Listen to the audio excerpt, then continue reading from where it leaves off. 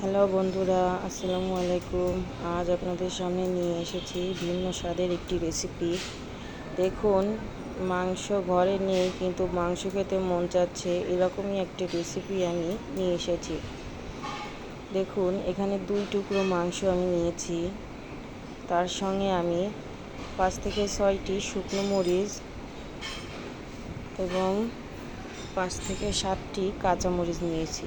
ঝালটা যে যেমন পছন্দ করেন আপনারা সে তেমন ঝালটা নিতে পারেন। আমি এখানে ঝালটা একটু বেশি নিয়েছি কারণ আমি একটু ঝাল পছন্দ করি, এতে আমার ভালো লাগে ঝাল ঝাল হলে। এবারে আমি বড় সাইজের একটি রসুন, 4টি পেঁয়াজ কুচি, সামান্য 1 চিমটি কালো জিরা নিয়েছি। কালো জিরাটা যে পছন্দ করেন সে দিবেন, কেউ যদি স্কিপ করতে চান তাহলে দরকার নেই। এর ভিতর আমি 1 টেবিল চামচ সরিষার তেল দিয়ে দেবো। ভর্তায় সবসময় সরিষার তেলটা দিতে চেষ্টা করবেন। এর ভিতর স্বাদ মতো কিছুটা লবণ, কিছুটা হলুদ আমি অ্যাড করে দেব। এবারে আমি মাংস দুটো তুলে নেব আর শিলপাটায় সুন্দর করে কিমা করে নেব। শিলপাটায় বেটেও আপনারা কিমা করতে পারেন অথবা ব্লেন্ডারেও আপনারা কিমা করতে পারেন। দেখুন, আমার কিমাটা হয়ে গেছে। এর ভিতর আমি কিছুটা জিরা বাটা অ্যাড করব। এই তো দেখুন, এখন কিন্তু আমি আমার চুলোর মানে জালটা কিন্তু ধরিয়ে দিয়েছি।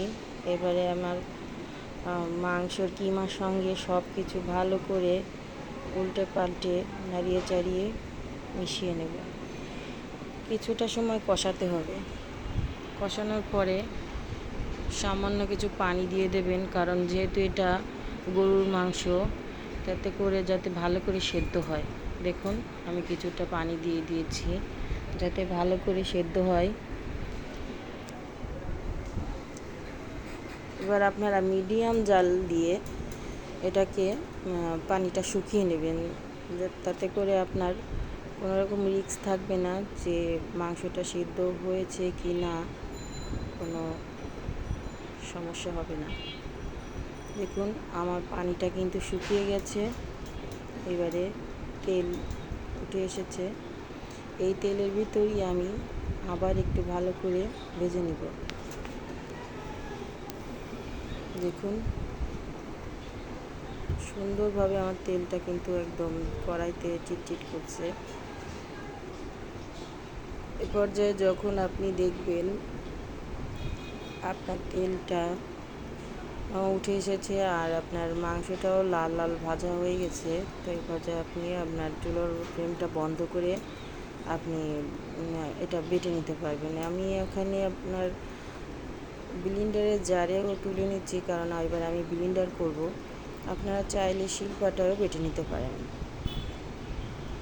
দেখুন, আমার এটা ব্লেন্ড করা হয়ে গেছে।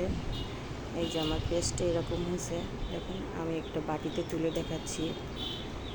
তো এবারে এর ভিতর কিছুটা কাঁচা সরিষার তেল অ্যাড করব। কাঁচা সরিষার তেলটা দিলে ঘ্রাণটা খুব সুন্দর আসে। দেখুন, এই যে আমি দলা পাকিয়ে নিয়েছি। আমার ভিডিওটা ভালো লাগলে অবশ্যই আপনারা লাইক, কমেন্ট, শেয়ার করবেন এবং সাবস্ক্রাইব করবেন। দেখুন, এই একটা দলা দিয়ে কিন্তু আপনারা 1 থালা গরম ভাত অনায়াসে খেয়ে নিতে পারবেন। ওকে, বাই।